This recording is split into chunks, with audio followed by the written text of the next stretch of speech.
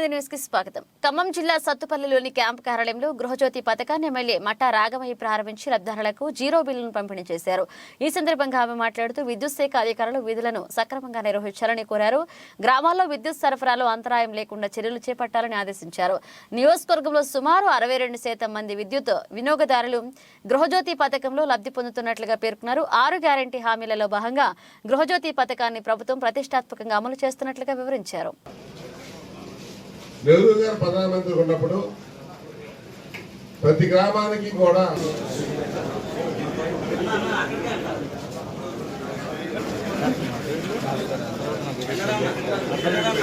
మనం కాంగ్రెస్ ప్రభుత్వం మాట ఇచ్చినట్టుగానే 100 రోజుల లోపల 6 గ్యారెంటీలు అమలు చేస్తామన్నారు.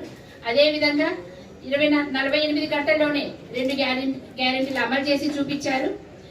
అదేవిధంగా ఇప్పుడు 27వ తారీఖు ముఖ్యమంత్రి రేవంత్ రెడ్డి గారి సమక్షంలో మేమందరం ఉన్నాం. ఆ రోజు లాంచ్ చేయడం జరిగింది. దాని ద్వారా ఇప్పుడు నిరుపేద కుటుంబాలకి నెలకి సుమారుగా 1000 రూపాయల దాకా లబ్ధి చేకూరుతుంది. 200 యూనిట్ల లోపు కరెంటు ఉన్న వాళ్ళందరికీ కూడా ఉచితంగా కరెంటు అందించడం జరుగుతుంది. అదేవిధంగా గ్యాస్ సిలిండర్ కూడా 500 రూపాయలకి ఇవ్వడం జరుగుతుంది. కనుక ఈ సందర్భంగా మనం ఈ పథకాన్ని ప్రవేశపెట్టినందుకు, ఇంత త్వరగా ప్రవేశపెట్టినందుకు మన ముఖ్యమంత్రి వర్యులు రేవంత్ రెడ్డి గారికి, అలాగే మన ఉప ముఖ్యమంత్రి వర్యులు బట్టి విక్రమార్క గారికి, మరి మన రాష్ట్ర మంత్రి వర్యులందరికీ కూడా పేరు పేరున కృతజ్ఞతలు తెలియజేసుకుంటున్నాము.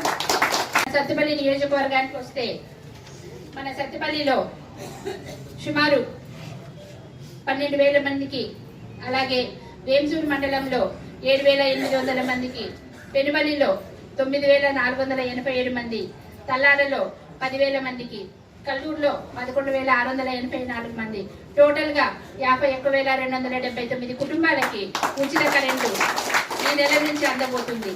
అదే అంటే టోటల్ ఇప్పుడు విద్యుత్ వినియోగదారుల్లో 61% వాళ్ళకి లబ్ధి చేకూరుతుంది. కనుక కూడా అదే ముందంజల్లో ఉండి ఖచ్చితంగా ఫస్ట్ నిజంగా ఫోన్ లిఫ్ట్ చేయట్లేదండి ఎవరు కూడా.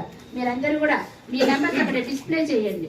డిస్ప్లే చేసి అవి కూడా పనిచేసే నెంబర్లే, స్విచ్ ఆఫ్ నెంబర్లు ఇవ్వకుండా పనిచేసే నెంబర్లే రాసి ఎవరు ఫోన్ చేసినా కూడా ఏంటి అని కనుక్కొని వాళ్ళ సమస్యలు మాత్రం ఎలా తీర్చగలము అని, ఒకవేళ మీ చేతిలో ఉంటే మీదే తీర్చవచ్చు, లేకపోతే మా దృష్టికి తీసుకొస్తే మనందరం కలిసి కూర్చొని మనం అందరం కూడా చేసుకుందామని నేను మీ అందరికి చెప్తున్నాను.